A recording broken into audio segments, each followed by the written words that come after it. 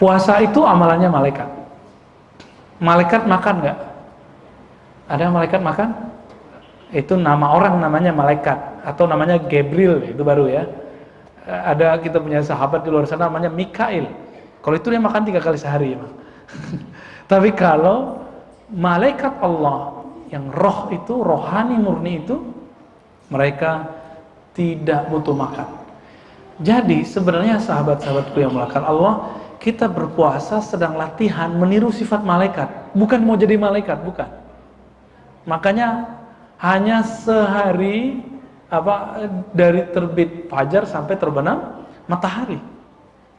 Ini yang jarang diekspos. Kita sibuk dengan rukun, sunnah, bid'ah, lagi-lagi kajiannya sunnah lagi, bid'ah lagi. Ustadz apa hukumnya nih? Lagi-lagi itu lagi. Kapan kita mau menempa kolbu? Oleh karena itu, salah seorang syekh di Mesir namanya Syekh Amud. Apa kata Syekh Amud? Dia punya madrasah di Kairo. Apa kata beliau? Man ishtaghala bil fiqh qasa qalbuhu atau qasat qalbuhu. Siapa yang sibuk dengan pembahasan fikih, boleh, tidak boleh, sunnah, bid'ah, maka dipastikan kolbunya keras. Maka pastikanlah antum kalau ngaji dengan seseorang, orang itu jarang ngomong kolbu, bahkan ngejek yang kolbu-kolbu, nganggap zindik orang yang mengurus kolbunya. Pastikan orang itu wajahnya keras, kolbunya keras, akhlaknya keras, sapaannya keras, kajiannya keras. Itu bukan hal yang baru. Ternyata sudah ada dalam kitab-kitab klasik, dalam turas-turas keilmuan kita. Man ishtaghala bil fiqh qasat qalbuhu. Orang yang sibuk dengan fikih. Fikih itu apa? Dalil, pendapat mengenai dalil. Gitu aja. Pendapat di sini, bukan di kalbu. Oh, hadis ini berarti hukumnya wajib, melanggar ini haram, bid'ah. Sibuk di sini perlu sepertiga agama. Namun kalau hanya di sini orientasi kita dari dulu ngajinya sunnah, bid'ah lagi. Setiap musim maulid, bid'ahin maulid. Setiap musim Isra Mi'raj, bid'ah. Itu aja terus. Nanti bulan puasa bid'ahin lagi nawaitu, bid'ahin lagi imsak. Mau sampai kapan? Mau sampai kapan? Kapan antum ngurus kolbu? Kapan para pendakwah ini ngurus kolbunya? Kapan dia mengasihani jamaahnya untuk mengurus kolbunya? Padahal target utama dari siang puasa itu adalah mengurus kolbu. Nah, kok bisa amal yang seharusnya sifatnya spiritual rohani kemudian orientasinya menjadi fisik? Nah, ini yang kemudian kita lihat karena orang sibuk dengan ilmu fikih yang kering ya. Fikih itu bagus seperti agama kita ada di situ. Tanpa fikih orang akan menjadi zindik. Tanpa fikih orang jadi zindik. Apa arti zindik? Sholat tapi nggak pakai ruku dan sujud, zindik namanya. Puasa tapi nggak pakai menahan lapar, itu zindik namanya. Saya ketemu seseorang dia mengatakan, Razi, dia nggak panggil ustadz ya, Razi, saya itu puasa cuma puasa lisan, perut saya makan, mulut saya ngoceh dan segala macam. Saya puasa lisan dari ngomong yang tidak baik. Ya, itu bukan puasa. Itu namanya hifzul lisan, menjaga lisan. Beda dengan puasa. Jadi dia ada orientasi yang tidak tepat. Jadi di sebelah sana ada orang mengurus kolbunya tapi meninggalkan fikih. Nah, ini gak baik juga. Harus ada balance. Kalau begitu ada lagi yang ngomong, Razi, saya nggak perlu sholat. Kenapa? Sholat cukup mengingat Allah. Nanti kasih tahu dia ya, kalau dia lapar kamu gak usah makan nasi. Kenapa? Ingat aja Allah. Allah lah yang memberi makan, Allah lah yang memberi kenyang. Kamu yakini nasi memberi kenyang, kamu musyrik. Berani gak dia begitu? Ada loh orang-orang begitu, cara matahin ini gampang. Dia pakai akal, kita pakai akal. Gak usah pakai dalil akli aja. Gak usah pakai dalil nakli Quran dan Sunnah. Sahabat yang melakukan Allah. Maka ada satu hadis yang Nabi SAW sampaikan dari Hudzaifah dari Umar ke Nabi SAW. Jadi Hudzaifah ngaji ke Umar ngaji ke Nabi SAW.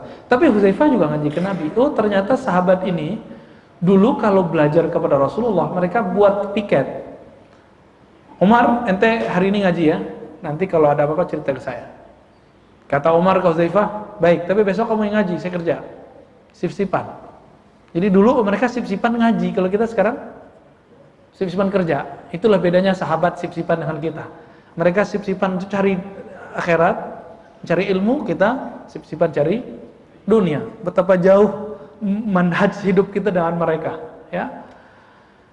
Apa kata Sayyidina Umar radhiyallahu ta'ala anhu? Man yahfaz hadisan anin Nabi sallallahu alaihi wasallam fil fitnah. Karena mereka ini saling sip-sipan.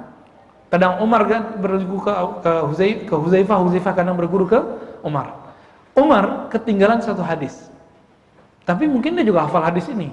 Lagi ngecek. Apa kata dia? Man yahfaz. Siapa yang menghafal hadis Nabi saat terjadi fitnah? Fitnah bahasa Arab artinya bukan fitnah bahasa Indonesia.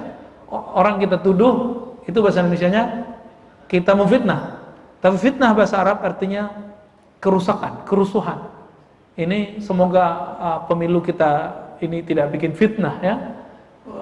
Kalau hoax kayaknya udah banyak, tapi jangan sampai terjadi untuk pertumbuhan darah. Kalau ia disebut fitnah, kerusakan, kerusuhan.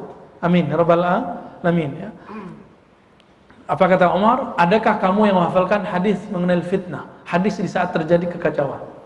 Lalu dijawab oleh Huzaifah. Jadi yang lain gak ada yang jawab. Huzaifah mengatakan, sami'tuhu yaqul. Jadi ini mereka ganti ilmu karena sip-sipan tadi. Aku pernah mendengar Nabi SAW. Fitnatur rajul fi ahlihi. Ternyata kata fitnah di sini lebih umum lagi. Tidak hanya masalah politik, tidak hanya masalah keamanan. Fitnatur rajul fi ahlihi. Masalah-masalah seseorang laki-laki atau perempuan di keluarganya. Pernah tengkar sama pasangan, yang belum punya pasangan, Bang Jimmy, ya salam. Gak dapat hadis ini. Mungkin fitnahnya di tempat bekerja. Ya, fitnatur rajul fi ahli. Masalah-masalah yang ditemukan seseorang di rumahnya. Bertengkar, sakit-sakit hatian, mungkin sedikit cekcok, ya. Fi ahlihi wa malihi. Tapi juga berarti fitnatur rajul fi ahlihi ini orang sibuk dengan persoalan keluarganya lalu meninggalkan akhiratnya. Disebut fitnah juga. Wa malihi, dan hartanya, ya, wajarihi, bahkan terjadi cekcok sama tetangganya. Kata Nabi SAW, tukaffiruhas salah was-siyam was-sadaqah. Ini bisa dihapus dengan 3 amal. Salat, siyam, puasa, sedekah, sedekah. Coba dari 3 ini mana yang bahasa Indonesia? Salat bahasa Arab, bahasa Indonesianya sembahyang. Tapi sekarang udah populer salat, kita nggak usah kembalikan lagi, ya kan? Islamisasinya udah lagi progres. Berarti dulu kalau orang-orang tua kita, oh ya sembahyang, oke. Tapi sekarang udah biasa orang nyebut salat, nggak usah dikembalikan lagi karena proses pengislaman bahasa ini udah beres. Yang sisa apa? Siam. Aneh kan kalau disebut ayo siam, nanti ibu-ibu mikirnya apa? Labu siam, ya sayur dong. Berarti bukan itu. Lalu apa siam? Siam diterjemahkan dia plural dari saum, jamak dari saum. Saum itu 1 puasa, siam puasa-puasa. Ternyata puasa, ini pernah kita bahas di tempat lain, puasa itu bukan bahasa Islam. Tapi pendakwah Islam dari dulu tidak mempermasalahkan istilah ini karena ada proses yang disebut islamisasi. Namanya sama, barangnya beda. Nah, sekarang kita sibuk di nama. Nama peringatan ini, peringatan itu isinya sama kok dengan kajian-kajian biasa. Ya. Lalu dibid'ahkan. Karena sibuk dengan nama, tidak sibuk dengan apa yang dinamakan. Maka dalam bahasa Arab, al-hukmu bil musamma la bil ism. Hukum fikih itu objeknya bukan pada istilah, tapi pada definisinya. Jadi jangan sibuk sama istilah. Jangan sibuk sama simbol-simbol, sibuk dengan konten yang ada di situ. Ada istilahnya Islami, tahu-tahu enggak Islami. Nah, jangan sibuk di istilah aja. Tapi kalau istilahnya bagus, artinya Islami tentu lebih bagus. Oke. Sembahyang bahasa Sanskerta itu kan mendekatkan diri menyembah Sang Hyang Widi. Kan begitu. Tapi ketika masuk dalam ajaran Islam, sembahyang menyembah Allah. Kan jadi gitu, nggak ada problem. Jadi berarti beda sembahyang antara orang Islam dengan sembahyang, udah beda definisi. Bagaimana dengan puasa? Puasa ternyata dari bahasa Sanskrit. Bahasa tua yang ada di India lama, orang India sekarang juga nggak bisa bahasa itu kecuali hanya pendeta-pendetanya. Ya, pandita itu ternyata dari bahasa sana juga ya. Ya, pandita. Mereka menghafalkan teks-teks dan menyanyikannya. Nah, itu yang kemudian kita tonton di Brahmana, itu anak-anak gitu ya yang nonton itu. Itu kan kitab-kitab sucinya. Udah diterjemahkan ke bahasa Indonesia, ada Weda dan segala macam kitabnya ya. Di situ disebutkan ada kalimat puasa, ternyata berasal dari dua kata. Upawasa. Upa berarti taqarrub, qurb. Wasa itu Allah yang maha kuasa, maha indah, maha hebat. Berarti puasa, berarti apa? Mendekatkan diri kepada Sang Maha Berkuasa, Sang Hyang Widi. Begitu terjemahannya. Kenapa ketika pendakwah Islam masuk ke negeri ini tidak mempersalahkan istilah itu? Supaya mereka tidak merasa ganti-ganti agamanya terlalu kentara gitu. Justru merasa lebih keren lagi. Oh, kalau puasa yang di agama sebelah itu kan cuma nahan diri dari makan. Tapi minum boleh. Minum air putih boleh. Minum air putih, maka disebut mutih. Islam masuk, mutihnya diislamkan. Apa puasa mutih? Puasa mutih tetap seperti di fikih, nahan dari subuh sampai terbit matahari, berbukanya pakai yang putih-putih. Udah Islami dia. Kalau versi agama sebelah gimana? Boleh minum yang putih-putih walaupun kita lagi puasa. Jadi puasanya cuma dari makanan kayak mungkin makanan-makanan tertentu yang berat-berat. Yang berat apa? Batu ya. Bukan besi, bukan itu kan. Tapi maksudnya makanan yang bikin kita kenyang. Oke. Lihat bagaimana cerdasnya para ulama dulu. Itu trik masuk ke agama tempatan. Ini yang kemudian dicoba oleh agama yang sebelah lagi, ya.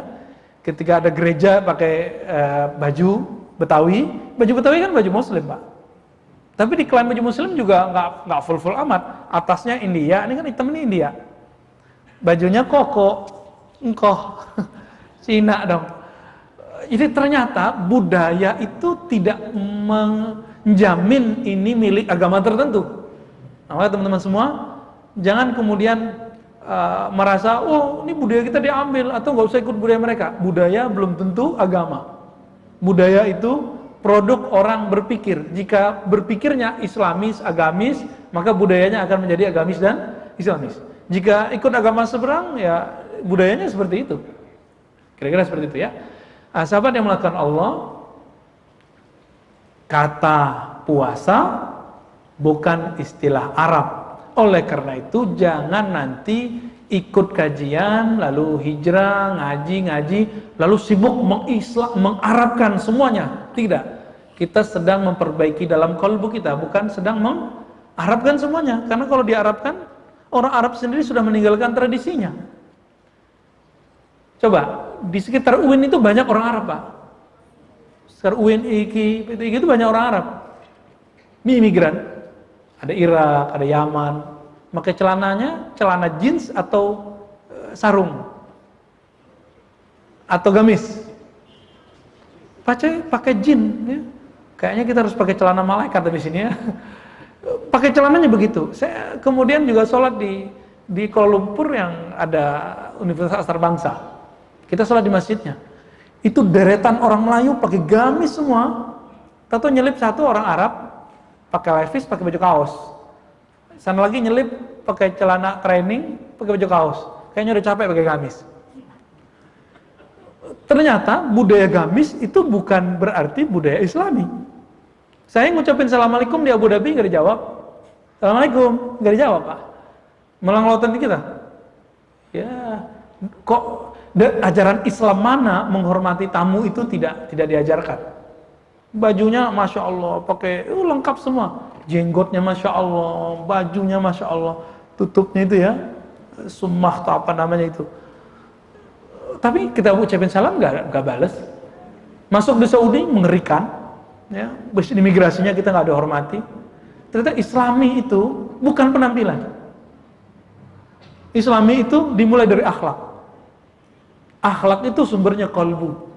Kolbu itulah yang kemudian memancarkan semuanya. Memancarkan semuanya. Nah, maka sahabat-sahabat makan Allah, kenapa Nabi SAW mengatakan puasa, sholat, puasa, dan sedekah dapat menghapus persoalan-persoalan, kelalaian-kelalaian, dosa-dosa kecil yang kita lakukan di rumah kita, kemudian bersama teman-teman kita mencari nafkah, itu bisa dihapus dengan ini. Dan sedekah, khusus sedekah itu untuk para pedagang, para pengusaha. Apa kata Nabi? Ya ma'asyarat tujjar, wahai para pengusaha, para pedagang, para pebisnis, tasaddaqu, bersedekahlah kamu. Kenapa? Karena di pasar, dalam transaksi, kamu sering mengatakan A, tapi ternyata tidak begitu. Bilang modal, ternyata modalnya di bawah itu. Bilang belum untung, ternyata sudah untung. Khusus untuk para pebisnis. Namun untuk orang tidak bisnis, ada lagi masalah lain. Nah, ini yang dikatakan di hadis ini. Jadi, selama 11 bulan, kita banyak persoalan fitnatul rajul. Kita banyak masalah, kita menyinggung orang, dan segala macamnya. Atau melakukan hal-hal yang tidak senonoh, yang belum sampai derajat dosanya besar, itu bisa dihapus hanya dengan sholat, puasa, dan sedekah. Ya, makanya kita harus berbahagia dengan bulan ini, bulan Ramadan, karena Ramadan akan membantu menghapus dosa tanpa perlu tobat. Tapi dosa besar masih tobat. Korupsi itu harus tobat, ya, dan segala macamnya. Nah, Bapak Salam Allah itu tentang saum, ya, secara basic. Lalu apalagi yang unik? Ayat yang sering kita hafalkan bahwa puasa itu dipanggil orang beriman, lalu ditutup dengan kalimat ujungnya la'allakum tattaqun. Kita concern di kalimat ini. Concern di kalimat ini. La'allakum tattaqun, la'alla dalam bahasa Arab namanya litarajji, agar, supaya. Kum, kamu, tattaqun, kamu bertakwa. Itu terjemahan. Tapi kalau kita mentafsir, maknanya harus lebih dalam. Nabi pernah bersabda, at-taqwa hahuna. Takwa itu di kolbu, di dada. Maka jika diterjemahkan versi hadis ini, la'allakum tattaqun, diterjemahkan bagaimana? Agar kamu sadar punya kolbu, punya perasaan, punya aware, punya sense. Orang-orang yang susah, kita tidak perlu susah tidak perlu jadi miskin untuk merasakan kemiskinan. Cukup puasa, kita akan merasakan apa yang dirasakan oleh orang-orang miskin. Miskin itu di zaman Nabi identiknya apa? Makan. Maka di zaman Nabi, dulu kan belum ada koin, sampai Nabi kemudian menerima dinar dan dirham sebagai alat tukar. Artinya Nabi dalam bab muamalat, dalam bab ekonomi, tidak mempermasalahkan adopsi sistem ekonomi barat. Dulu baratnya adalah Romawi, utaranya sebenarnya, tapi kita sebut barat aja hari ini. Jadi sistem ekonomi asing itu diadopsi oleh Nabi, dinar, dirham. Ya, Nabi tidak masalahkan kok. Kenapa? Persoalan duniawi. Tapi di zaman itu Nabi SAW mementingkan makan. Maka sahabat-sahabat itu kayak Abu Hurairah pernah 3 hari nggak makan. Itu bukan karena miskin. Karena Nabi lagi kirim sahabat perang. Orang kalau perang menghabiskan dana luar biasa. Saudi perang itu langsung kemudian habis-habisan minyaknya, bahan bakarnya. Ya. Maka kemudian dia utang juga. Perang itu sesama muslim padahal. Saudi merangi Yaman. Kan nggak keren banget. Muslim membunuh sesama muslim. Tapi cost-nya gede. Makanya sekarang Amerika nggak mau turun seperti turun ke Irak dulu. Dia gunakan siapa? ISIS, ya, bukan istri. Apa itu? Ikatan suami istri satu. Ikatan suami itu mau apa ya? Oke. Itu dimanfaatkan, Pak. Itu dimanfaatkan. Siapa yang ngomong? Dulu ada guru kami, Syekh Taufik Al-Buti, punya ayah. Syekh Taufik Al-Buti punya ayah namanya Muhammad Sa'ad Al-Buti. Dia mengatakan, ini udah jelas sekali, ini mainan mereka. Ini perperangan antara Rusia dan Amerika. Betul, ini mereka tarik menarik. Ya, akhirnya yang hancur siapa? Yang hancur Suriah. Isu yang dikemukakan apa? Sunni Syiah. Padahal kalau mau perang sama Syiah jangan sama Suriah, perangnya sama Iran sekalian dong. Tapi Iran juga nggak, ya mereka masih aman-aman aja tuh. Nah, kok bisa begitu? Sedangkan pemimpin Suriah itu Syiahnya juga abu-abu, namanya Syiah Nusairiyah. Nusairiyah ini nggak punya doktrin yang begitu kuat sekarang di Suriah. Ya, istrinya Sunni, menterinya Sunni, muftinya Sunni, guru-gurunya Sunni.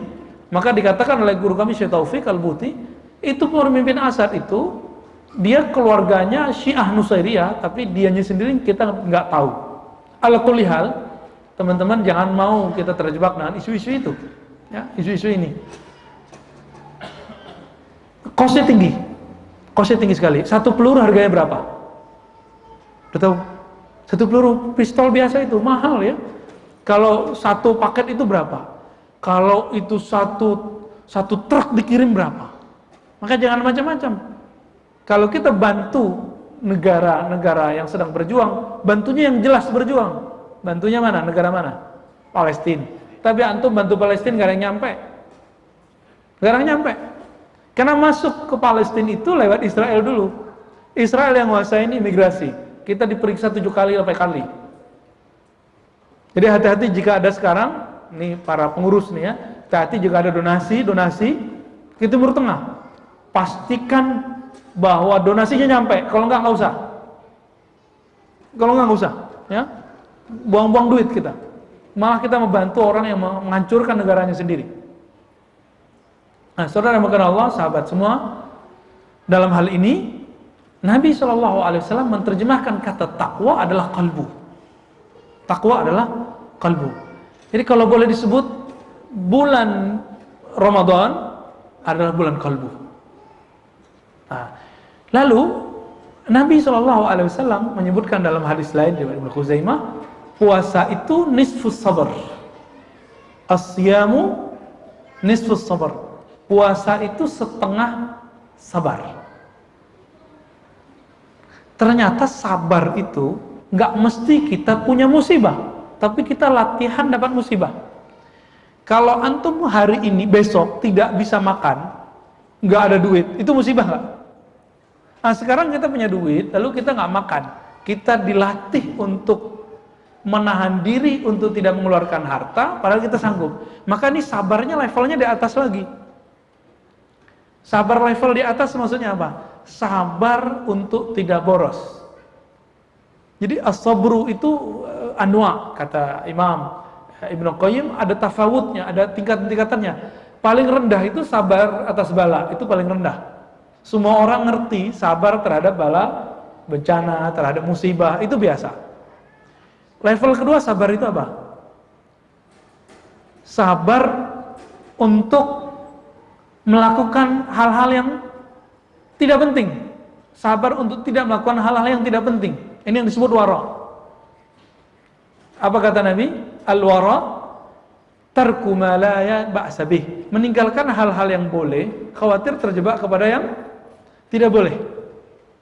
Nah, ini seharusnya puasa kita nanti begitu. Buka Instagram lama-lama, penting nggak kalau bulan puasa nanti? Buka YouTube lama-lama, kecuali kajian-kajian positif ya. Kajian juga ada yang negatif. Kajian yang mencederai kolbu itu negatif. Kajian yang membuat kita merasa lebih pinter itu negatif. Kajian yang membuat kita tidak bisa berbaik sangka kepada sesama muslim di satu masjid, itu kajian negatif. Maka pinter-pinter cari kajian di YouTube. Tadi saya ketemu dengan beberapa sahabat yang sudah lama ngikutin kita secara majelis online-nya, ya, YouTube-nya. Jadi Syekh YouTube ya. Dia tadi datang. Apa kata dia? Loh kok beda ya? Ngaji sama ente langsung dengan ngaji di sini ya beda. Kamu lihat ini itu pakai data. Pakai data, ya kan? Bayarnya ke Telkomsel. Bayarnya ke Indosat, ke XL. Tapi ketika kamu datang ke gurumu, di situ ada adab. Coba, dari tadi pakai adab kan, diem, walaupun ngantuk, lawan ngantuk, matanya perih, lawan, itu sudah sabar. Maka itu sabar ketiga. As-sabru ala talabil ilmi. Sabar menuntut ilmu. Kesabaran menuntut ilmu ini sabar paling susah. Orang bisa taat Pak, setiap malam bisa sholat. Tapi untuk menghadiri majelis dengan istiqomah itu tidak mudah. Mudah nggak? Nggak mudah, maka perlulah ada sistem kayak santri. Tapi udah seumur-umur gini santri gimana ya nyantri? Ya, maka antum harus nyantri minimal 3 kali sepekan kajiannya ya. Itu nyantri ngalong. Tapi kalau kalong kan tiap malam. Ini ngalongnya sekali sepekan ya, masuk angin kalongnya nanti. Wajar kalau ilmunya sering kemasukan angin. Ya, lupa lagi, 3 hari lupa lagi. Kenapa? Tenang tak, ada YouTube, nggak boleh gitu ya. Waduh, benar-benar. Jadi YouTube ini antara musibah dengan nikmat ya. Musibahnya orang jadi malas ngaji. Ntar aja deh pakai streaming, pakai online. Banyak yang ngomong ke kita, Ustaz, aneh, Afannya nggak bisa datang, ntar pakai rekaman aja ya. Ya, kita gimana mau ngomong ke dia? Coba lihat ada satu ayat, surah Az-Zumar. Inna fi dzalika ladzikra liman kana lahu qalbun aw alqa sam'a wa huwa syahid. Sesungguhnya hal itu jadi Allah bercerita tentang banyak hal. Dalam hal itu terdapat zikra, pelajaran bagi orang yang punya 3 kriteria. 1, liman kana lahu qalbun, yang punya qalbu, laki-laki qalbu Pak. Liman kana lahu qalbun, yang punya qalbun. Bedain qalbun dengan kalbun. Waktu ke salah satu wilayah di Sumatera sana kemarin, ada yang nanya ke kita, pertanyaannya tentang kalbun, tapi yang ditulis qalbun. Ya, saya bilang nggak ada yang begini kecuali dalam ayat ini gitu ya. Liman kana lahu qalbun, bagi orang yang punya qalbu. Ini qalbunya ada kan? Makanya bisa konsentrasi. Orang yang pakai qalbu bisa konsentrasi. Jadi qalbu di situ disebut hadirul qulub, sadar. Ini sadar nggak nih? Kena hipnosis tadi nggak? Enggak ya? Kita sadar, kita hadir, kita sadar, kita dengar, kita sadar, kita duduk. Itu disebut liman kana lahu qalbun. Nah, kok bisa? Qalbu itu kan punya karakter berubah-ubah. Sekarang antum sanggup mengkondisikan qalbu untuk hadir di tempat ini, maka itu sudah dahsyat. Udah lolos sepertiga, karena kriterianya tadi 3. Jadi sepertiga. Nah kita cek, sepertiga pertama udah lolos ya, bisa mengkondisikan qalbu untuk duduk di sini. Oke, yang kedua, au alqas sam'a, mau mendengar. Alqas sam'a itu orang harus ngabisin egonya. Saya ngisi beberapa training. Kalau saya nggak mengenalkan diri sebagai dokter, itu yang lain cuek aja, main HP semua. Tapi kan nggak enak juga saya bilang diri saya dokter, kan nggak enak. Maka biasanya pengemban acara yang bijak dia nanti menjual nama kita. Si Ar-Razi ini dokter muda, aduh, wah akhirnya pada naruh HP. Oh ini orang udah dokter ya gitu. Kalau nggak, beberapa sahabat saya yang mungkin dia tidak punya gelar. Yang dilakukan apa? Penampilan. Pakai baju yang lengkap, pakai gamis. Itu sebenarnya untuk menjaga trust jamaah. Supaya yang duduk depan kamu ustadz loh gitu. Atau dibilangin ustadz ini pernah ke ini, pernah ke ini, bla bla bla, punya karya ini. Supaya al-qasam'ah, orang mau mendengar. Tapi antum nggak kenal kita, nggak kenal saya. Nggak disebut gelar-gelarnya misalnya. Terus mau dengar, oh itu dahsyat sekali. Berarti sudah punya bibit-bibit tawadhu yang luar biasa di kalbunya. Maka sahabat makan Allah, jika kalbu tadi itu kesadaran hati, kesadaran ya hudurul qalb, maka yang kedua itu sam'a, itu hakikatnya adalah tawadhu. Orang yang mau mendengar itu tawadhu. Maka antum sudah dapat satu ilmu hari ini, ilmu tawadhu, mau dengerin orang. Kalau kita kesal sama orang, mau dengerin nggak? Dia ngomong gitu, cuekin aja. Kalau perlu kita berdiri, walk out. Kan banyak kajian walkout. Nggak cocok nih, udah keluar aja. Ternyata walkout nggak hanya rapat ya, rapat DPR. Ternyata kajian juga ada walkoutnya. Kenapa nggak cocok? Merasa nggak cocok. Akhirnya ya sudahlah. Nah, bagi dai, ketika ada orang walkout jangan tersinggung, karena Allah sedang menghilangkan pengganggu di situ. Nanti kalau jadi guru, jadi ustadz, jadi dai, ada yang jadi motivator, yang profesinya ngoceh-ngoceh gini ya. Kecuali di kampus, mahasiswa kita mau nggak mau dia masuk. Tapi kalau jamaah kan nggak ada, kita nggak ada kontrak belajar kan. Kontrak antum dengan Allah. Ya, yarfa'illahu allazina amanu wallazina utul ilma darajat. Allah angkat siapa yang beriman dan berilmu. Diberi ilmu. Itu kontraknya dengan Allah. Kalau enggak ya nggak diangkat. Ternyata ada rumusnya. Wa ma tawadha'a ahadun illa rafa'allah. Tidak seseorang merendahkan dirinya, jiwanya, melainkan Allah angkat. Maka ciri-ciri orang tawadhu mau dengar al-qasamah. Maka beruntung antum yang di depan saya itu sudah punya bibit-bibit tawadhu. Kembangkan tawadhu itu. Mau mendengar. Saya juga begitu.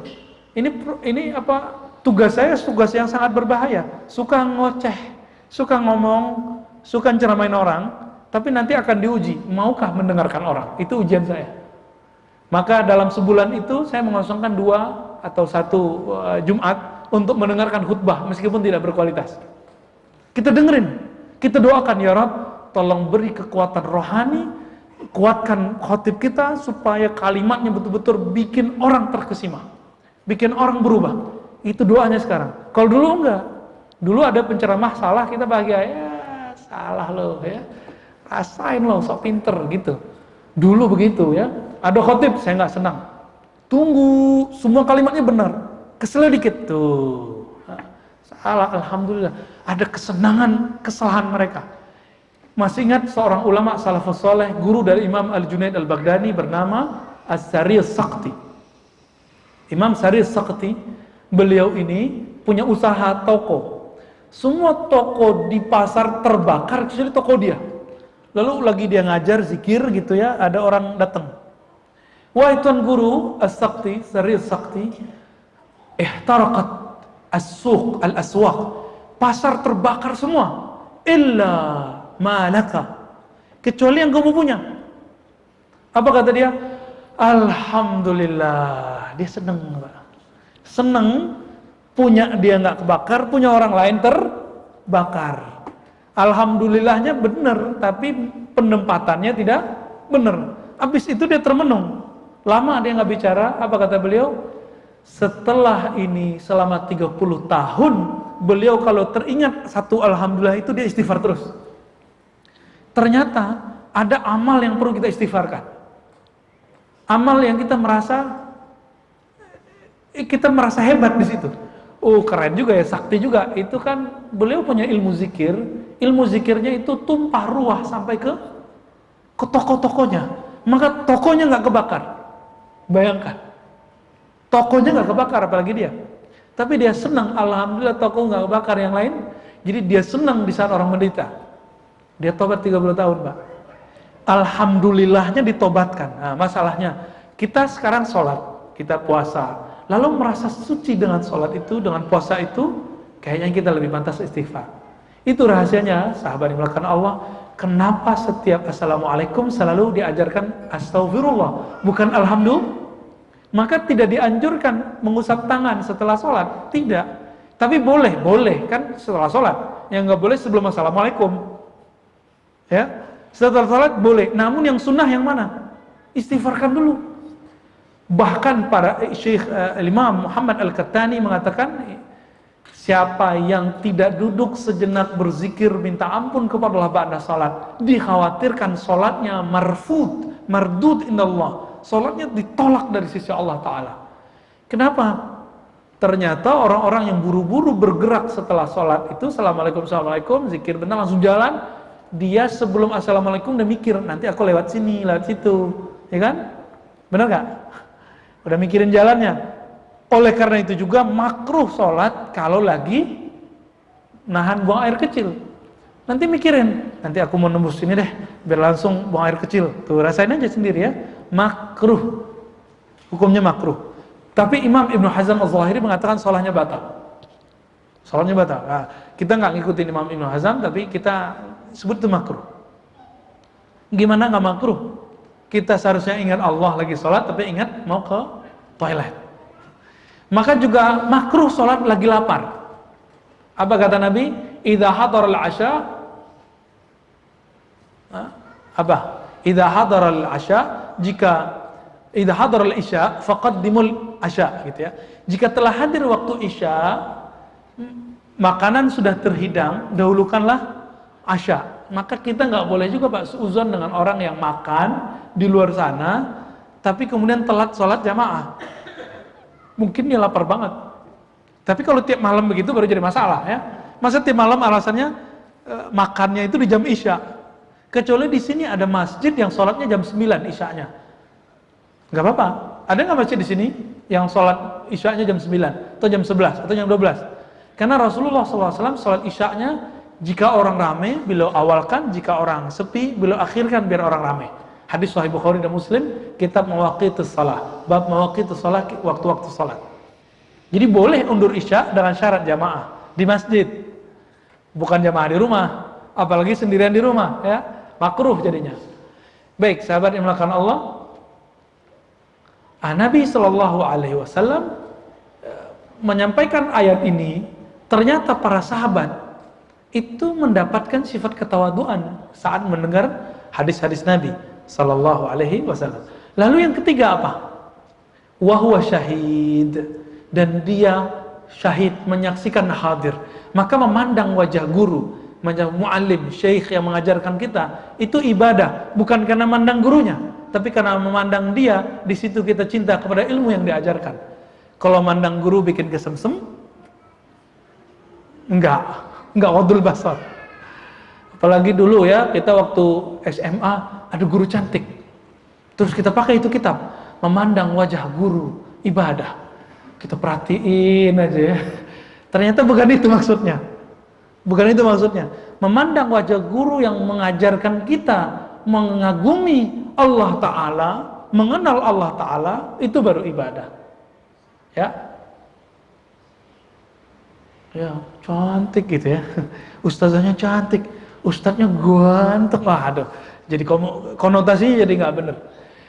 Sahabat melakukan Allah. Jadi ini disebut instrumen belajar. Kalau sudah punya tiga itu, orang akan dapat ilmu. Ilmunya nanti punya natijah. Apa arti natijah? Hasil. Pertama apa? Qalbu. Yang kedua, mau mendengar. Yang ketiga, menyaksikan hadir. Di masa Rasulullah ada nggak YouTube? Maka mendengar dan hadir itu menjadi satu kesatuan. Kalau sekarang cukup pakai live streaming, cukup pakai rekaman, tapi rasanya beda kan?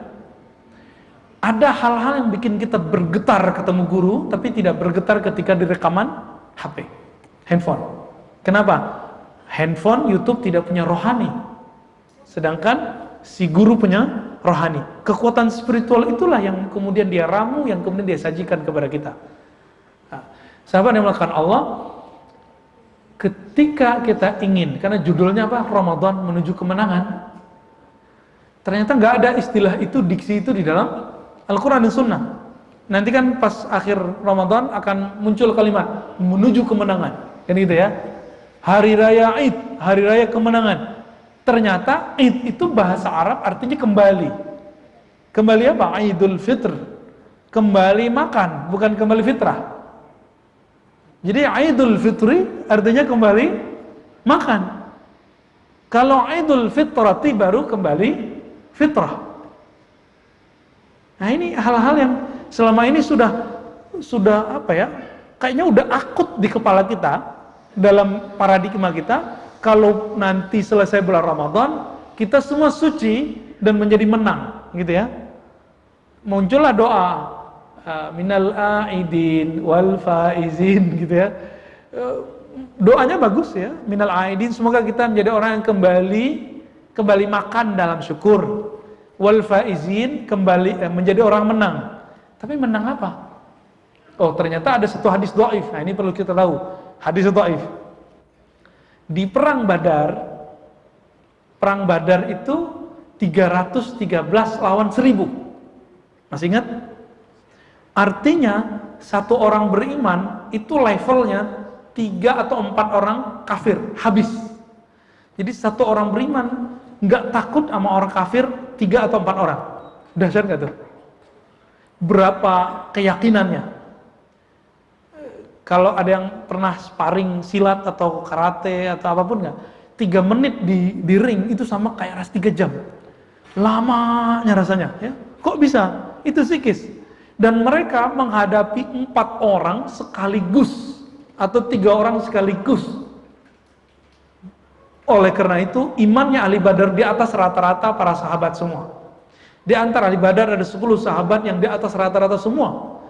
Itu juga kenapa dalam akidah Ahlus Sunnah Ashabul Badar dijamin masuk surga. Nah, ini perbedaan antara Ahlus Sunnah dengan Syiah, yang mereka mengatakan separuh, sebagian besar peserta Badar masuk neraka. Nah, itu beda dengan mereka, ya. Kita nggak mau bahas yang neraka surga yang versi akidah itu dulu, karena mainnya di sini, bukan di kolbu. Ya. Apa kata Nabi? Ini hadisnya dhaif, hadis Imam Al-Baihaqi, dan Baihaqi mendhaifkannya, biar kita tahu. Karena syarat menyampaikan hadis dhaif adalah menjelaskan bahwa dia dhaif. Menjelaskan bahwa hadisnya dhaif. Hadis ini riwayat Imam Baihaqi, dan Imam Baihaqi mengatakan ini hadis dhaif. Dalam kitab Syu'abul Iman, Nabi SAW bersabda setelah selesai perang Badar dan mereka menang. Apa kata Nabi SAW? Qaddimtum min jihadil asghar ila jihadil akbar. Kamu kembali dari jihad kecil menjadi jihad ke jihad yang lebih besar. Apa itu? Puasa. Itu adalah jihad puasa. Ini hadis dhaif. Namun tidak semua hadis dhaif maknanya dhaif. Tidak semua hadis dhaif maknanya dhaif. Dhaif itu penjelasan kualitas berita. Berita ini valid atau tidak valid? Valid atau tidak valid? Maka kita harus bedakan dalil dan madlul. Coba dihafalkan. Dalil itu teks berita. Madlul itu isinya. Contoh, ada satu kalimat benar tapi salah kalau dinisbatkan ke Nabi. Man arafa nafsahu faqad arafa rabbahu. Siapa yang kenal dirinya, kenal Rabbnya. Ini maknanya benar gak? Kenal diri dengan kelemahan, kenal Allah dengan kekuatan. Kenal diri dengan kefakiran, kenal Allah dengan semua kekayaannya. Itu kenal diri. Maknanya benar. Bahkan Imam Nawawi dan Imam Suyuti nulis risalah khusus mengenai makna kalimat ini. Tapi mereka mengatakan ini bukan hadis, ini perkataan seorang tabi'in namanya Yahya bin Mu'az Ar-Razi. Namanya sama dengan saya, ya, Yahya bin Mu'az Ar-Razi, tapi dia nggak pakai Hashim. Ya, ini imam tabi'in. Perkataannya benar, tapi salah kalau dikatakan ini dari Nabi SAW.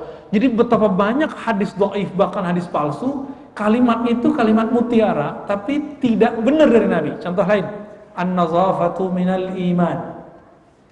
Apa artinya? Kesucian, kebersihan bagian dari iman. Yang benar kan bukan itu. At-tuhur syatrul iman, hadis riwayat Imam Muslim. Kesucian, bersuci bagian dari iman. Itu yang sahih. Contoh lain, hubbul watan minal iman. Maka ada yang nyanyi ya alal watan, ya alal watan, kan? Hubbul watan, apa artinya hubbul watan? Mencintai negeri itu bagian dari iman. Itu kan bukan perkataan Nabi.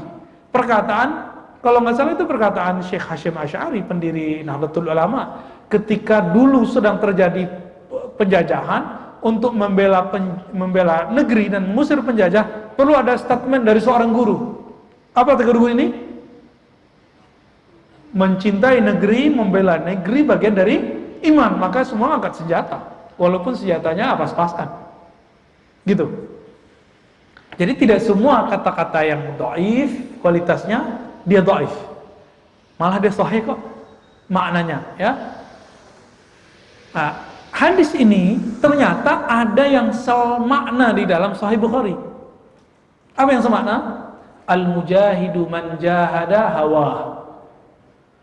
Mujahid itu, jihad hakiki itu orang yang melawan hawa.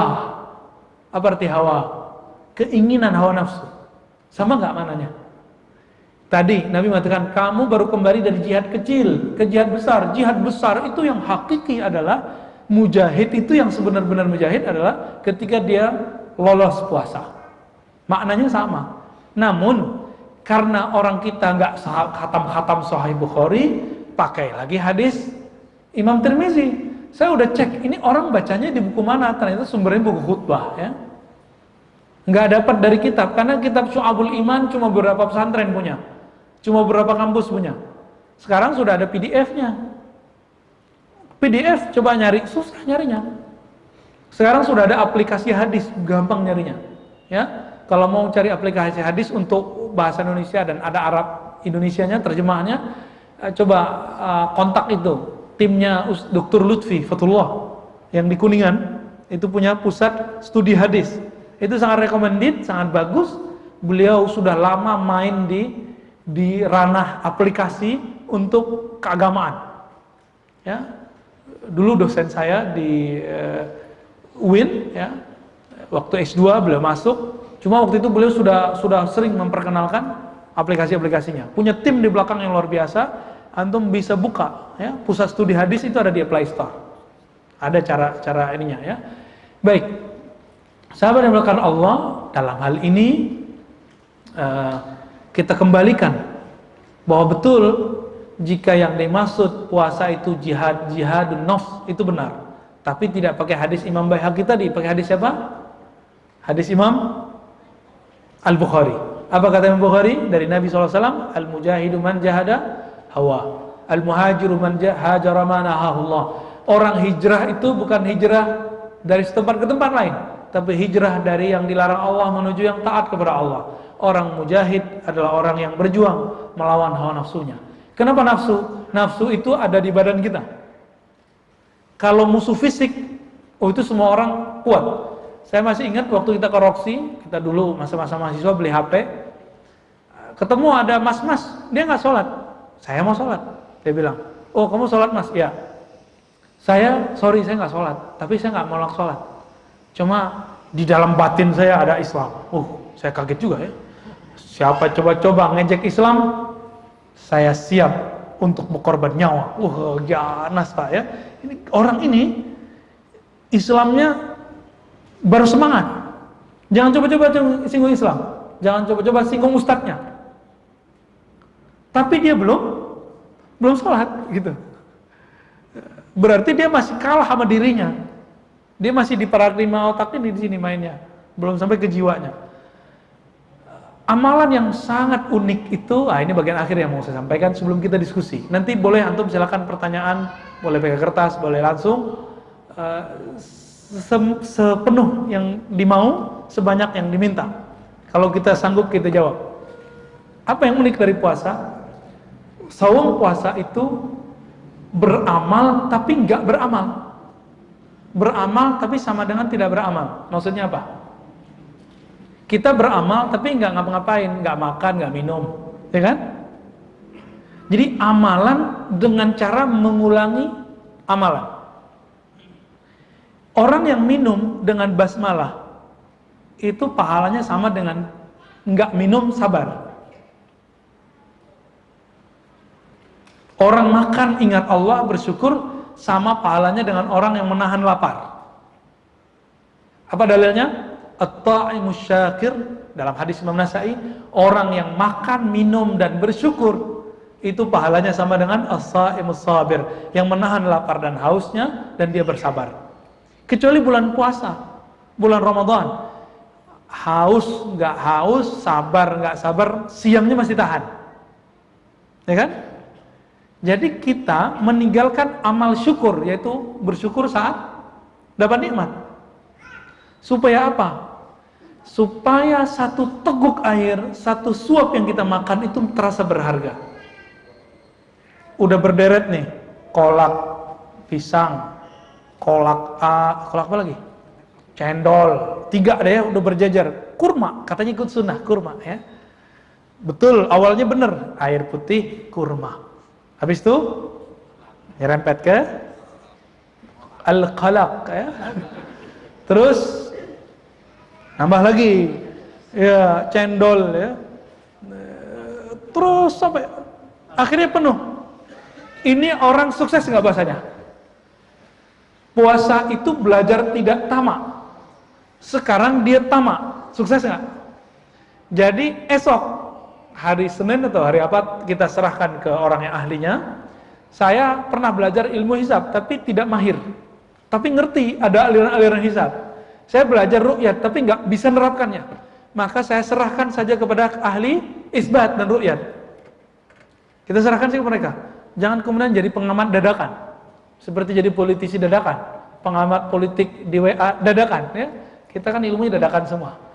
Membid'ahkan dadakan, nyalahin dadakan, percaya dadakan semua. Nah, dalam hal ini serahkan aja. Ya. Nanti di saat kita meneguk air, memakan yang ada di depan kita, ada perasaan ingin menghabiskan semua. Nah, berarti puasa hari pertama masih gagal. Kok 30 hari? Kok nggak kayak Senin Kemis kan dijarak?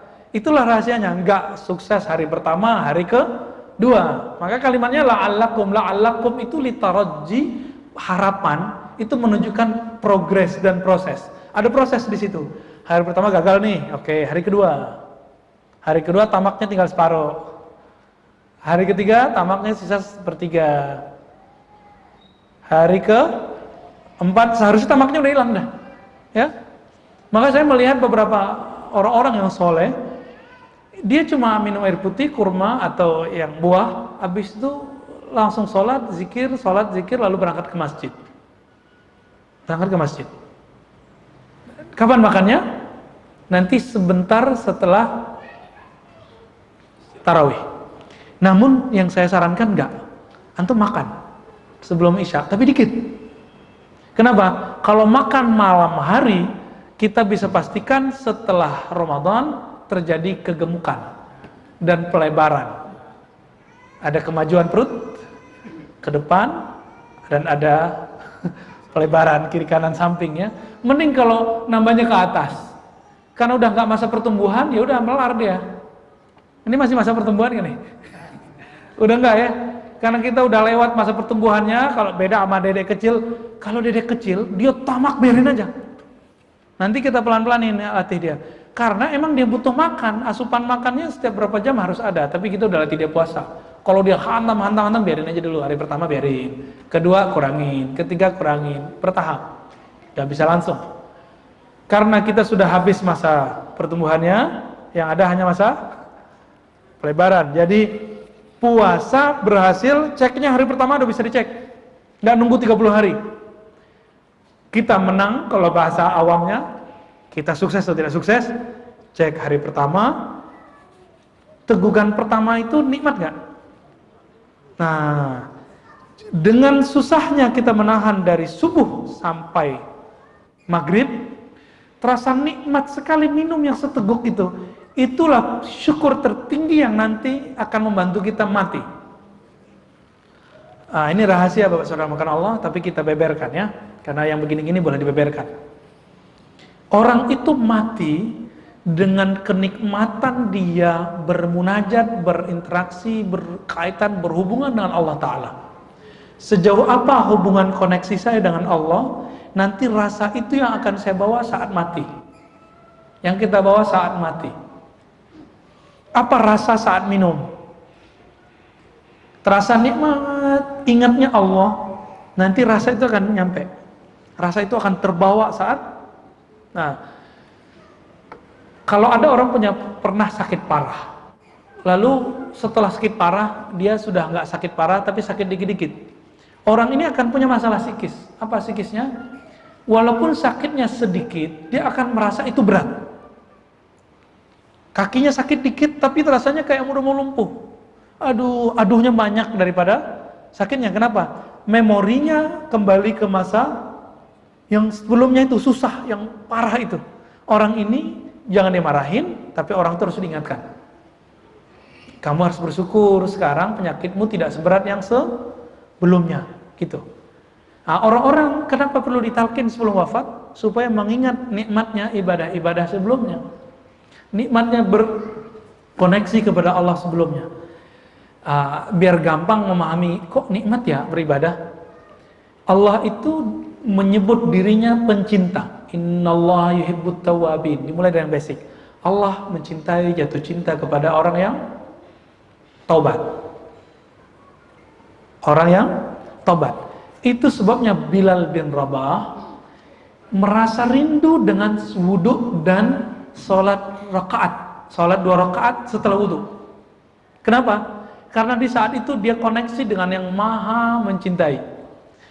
Senang nggak kita jatuh cinta seseorang lalu kita ngedate sama dia? Senang? Senang apa? Suaneng. Rasanya 5 jam tapi kok 5 menit gitu. Kita udah jalan 5 jam, ketemu 5 jam, rasanya 5 menit. Itu yang dirasakan oleh orang yang baru menikah. Sepekan pertama tuh kayaknya baru 7 detik. Indah, gitu ya. Tapi kalau sudah sebulan, mulai bau keteknya tercium. Nggak enak ya. Mulai deh, muka jerawatnya, oh ternyata bekas jerawat ya. Semua aibnya mulai kelihatan. Kenapa? Dulu, kenapa orang pacaran itu indah terus? Karena nggak mikirin dapur, ya kan? Nggak mikirin masak, nggak gosong di dapur, nggak mikirin susah kerja, susah cari nafkah bagi laki-laki, nggak mikirin itu. Maka pacaran itu indah, tapi sangat menipu sekali kan? Sehari aja kadang hilang. Maka ada orang sehari menikah dia langsung nyesel, kok aku nikah ya? Itu yang ketawa-ketawa kayaknya mulai pengalaman nih. Ya, ada perasaan itu syaitan. Langsung ta'awuz kepada Allah, a'udzubillahi minasyaitonir rajim, ya Allah ampuni aku, ampuni dari perasaan-perasaan syaitan ini. Tapi sebelum nikah kayaknya menggebu-gebu. Ya. Ada bunyinya ya. Sahabat dimulakan Allah. Jadi puasa itu amalan tapi menolkan amalan. Ketika orang menolkan, menzerokan dirinya, di saat itu Allah beri satu teguk air terasanya berharga. Satu suap nasi rasanya sangat berharga. Maka saya sarankan antum tetap makan setelah maghrib tapi sedikit. Nikmati yang sedikit itu, nanti akan rindu lagi, mau makan lagi kan boleh nanti. Kan nggak ada larangan kan? Nggak ada larangan. Supaya tidak ada balas dendam, karena orang balas dendam saat berbuka itu pertanda awal dia gagal hari pertama. Oke? Saya rasa pengantar terhadap puasa Ramadan saya rasa cukup ya. Kesimpulannya diambil dengan 2 kalimat. 1, berpuasalah dengan kalbu. Yang kedua, berlatihlah menjadi orang susah dengan puasa tanpa perlu hidup susah. Berlatih hidup miskin tanpa perlu miskin. Kalau tidak ketemu, saya khawatir nanti setelah puasa Allah kasih musibah-musibah miskin, rasain deh ya. Nauzubillah min dzalik. Semoga kita menjadi orang yang muttaqin. Amin ya rabbal alamin. Silakan kalau ada pertanyaan. Kalau akhwat silakan pakai kertas. Yang ikhwannya kalau nggak bawa catatan kertas, tafadhol dengan lisan langsung ya. Atau bisikin ke temannya kalau malu tanya ya. La haya'a fil ilm, tidak boleh malu dalam ilmu. Kalau malu mengkhitbah boleh. Nanti kita bantu. Tafadhol. Oke, ada yang mau bertanya dari jamaah pilihannya dulu?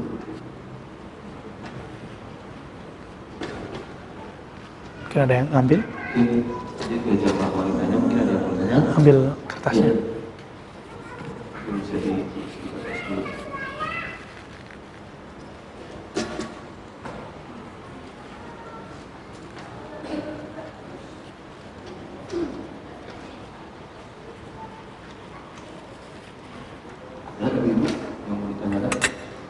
Itu lagi progress, Okay. lagi loading.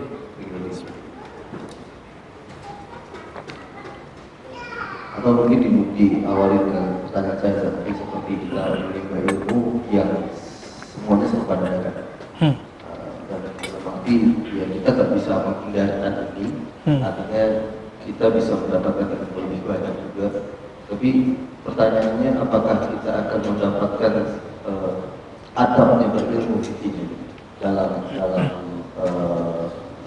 berilmu, misalnya kita dengan YouTube atau dengan fadilah kita ke kajian apakah sama seperti itu?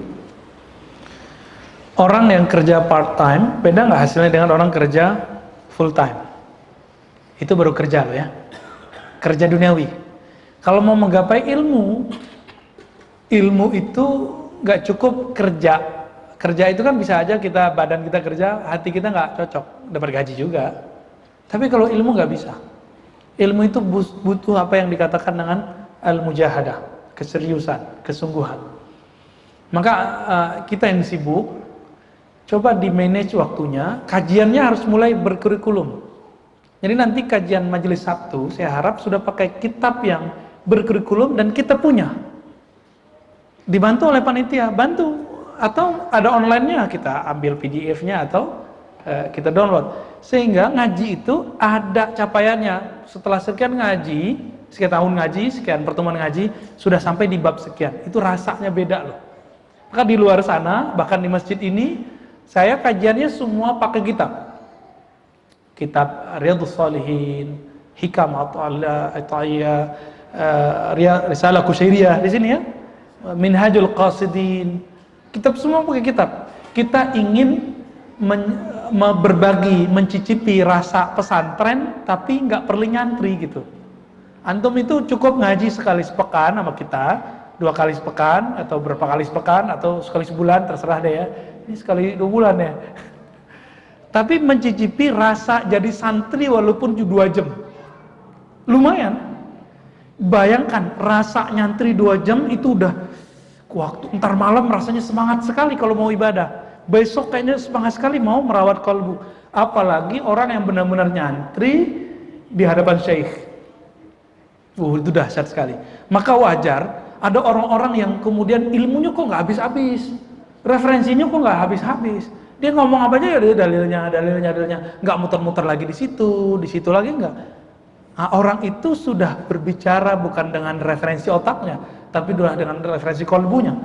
Kolbu itu nggak ada ujungnya, kecuali Allah yang membatasinya. Nggak ada ujungnya, hanya Allah yang membatasinya. Batasnya kolbu itu adalah Allah itu sendiri. Maka disebut oleh para ulama kita, qiblatul qulub Allah. Kiblatnya kolbu adalah Allah. Maka jika kita puasa, zakat, haji, kembali ke sholat juga, kalau badannya sudah berkiblat ke Ka'bah, tapi kalbunya belum berkiblat ke Rabbul Ka'bah, Rabbnya Ka'bah, itu hasilnya nggak serius. Kiblatnya ilmu Rasulullah. Karena Rasulullah sudah wafat, maka kiblatnya ilmu itu diwariskan kepada ulama, kepada guru. Maka jadilah guru-guru itu kiblatul ulum, kiblatnya ilmu, tempat orang menghadap ilmu. Jadi yang boleh banyak itu cuma kiblat ilmu. Kalau kiblat sholat 1 aja. Kalau kiblat kolbu 1 aja. Kalau kiblat ilmu 1, tapi orangnya bisa banyak. 1 siapa? Guru, muallim, dan Nabi menyebut dirinya sebagai muallim. Bahasa Arabnya kiblatul ilmi al-muallimu. Kiblatnya ilmu adalah muallim.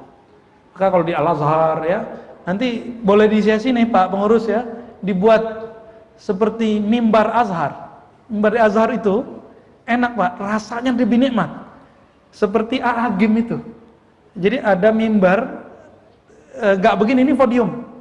Nggak begini juga, ini beda rasanya. Saya kalau ngaji pakai ini dengan naik mimbar yang lebih tinggi sekitar 2 jengkal, lalu semua jamaah kita berkeliling, itu magnet rohaninya betul-betul terasa. Dan saya merindukan ngaji begitu dengan ulama-ulama kita. Nanti perlu dipikirkan, Pak pengurus, ya, silakan. Ya Pak ya, Pak Eri, Pak Ardin, Pak Bambang. Bambang ada 2 ya. Ini usulan saya. Karena ternyata, jadi kalau di sini ya berarti setiap kali kajian harus ada yang ngangkat. Selesai diangkat, balikin lagi. Nggak usah gede-gede. Nanti si muallimnya duduk di atas itu, buat sandaran dikit lah ya. Oh dahsyat, luar biasa. Nah saya merasakan magnetnya itu luar biasa. Begitu Rasulullah SAW dulu ngaji. Nabi itu punya mimbar naik sekitar 2 jengkal, kayu ya, yang dibuatkan bukan oleh orang Arab, tapi oleh sahabat yang berasal dari Romawi lalu mu'alaf. Bayangkan orang Arab aja nggak punya di zaman Nabi, nggak punya peradaban namanya buat podium atau buat mimbar. Yang buat siapa? Imigran. Nabi datang langsung orang Arab dapat peradaban. Ya, tafadhal.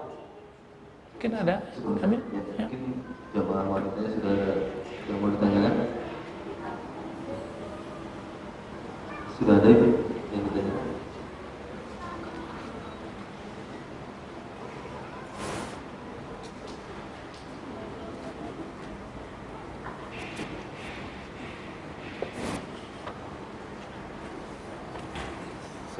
Ya, fadhal baca.